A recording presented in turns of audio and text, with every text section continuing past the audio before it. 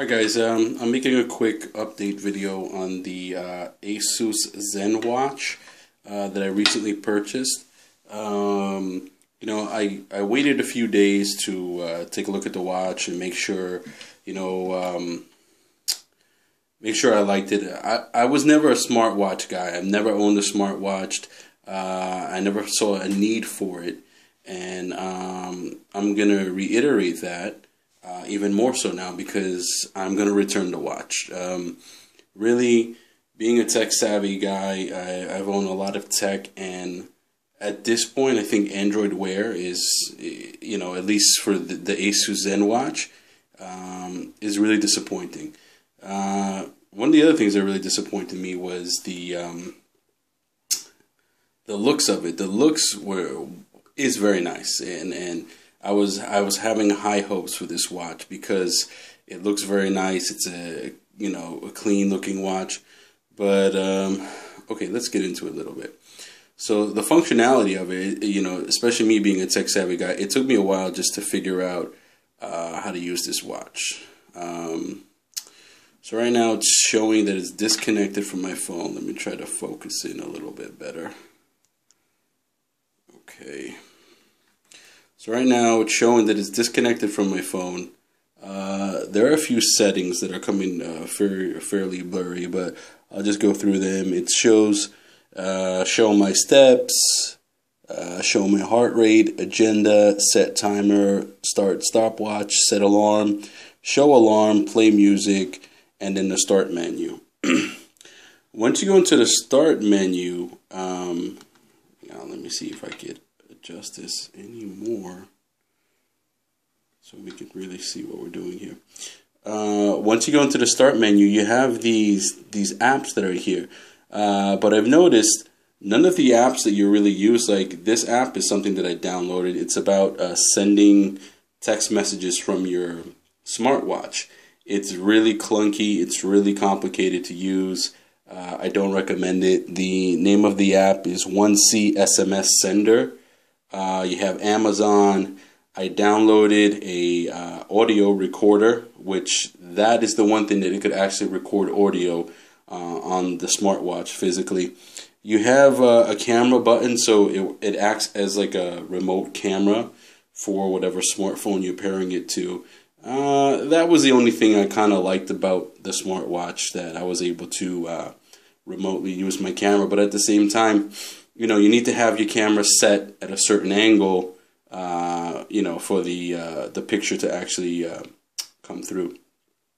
Let's go back to that menu. Let's see what else we have here. So, camera, I downloaded a game. It's called Coin Flipper. I'll let you guys take a look at that right now. It's basically heads or tails. You could, flip the coin, heads or tails, and you know what I mean? It's a stupid little game. But now, even look over here. To get out of this menu, before I get to that menu, but there's no way to get out of this menu. You basically gotta cup the phone with your hand, go back to the beginning, and that's how that works. So now it's giving me a low battery. Okay.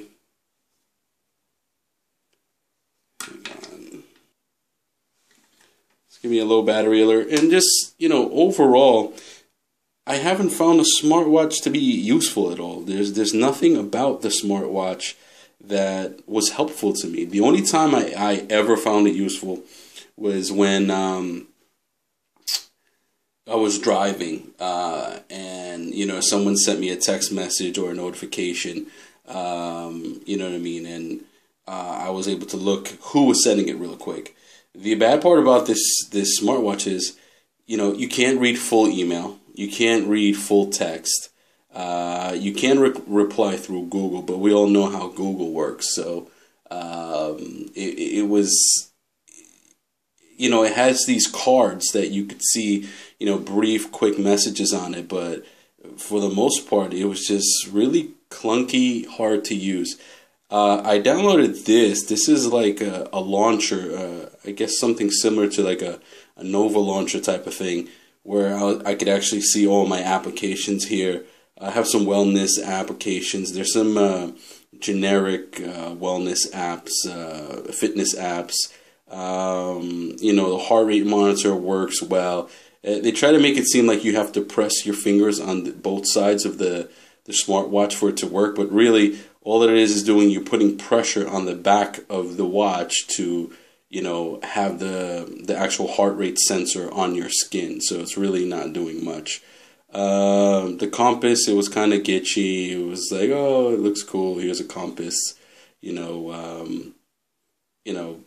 Yeah, all right, here we go. Here's a compass. Great. If I'm lost in the wilderness someplace, I might actually need to use this.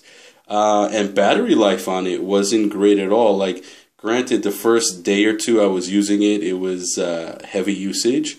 But battery life was not good at all. I was lucky if I got a full day out of it.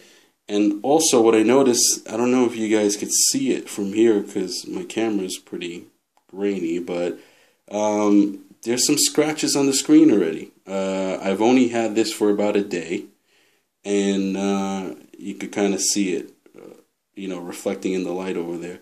There's some scratches on the screen already. I only went out one night. I went to a bar. I had a few drinks with a buddy of mine, and there you go. You know what I mean? So I guess the Corning Gorilla Glass is not working too well on this smartwatch. I'm very disappointed.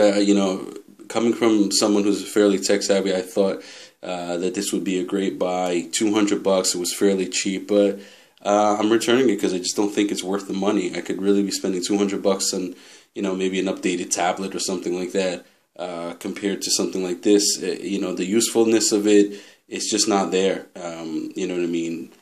Weak to mediocre battery life.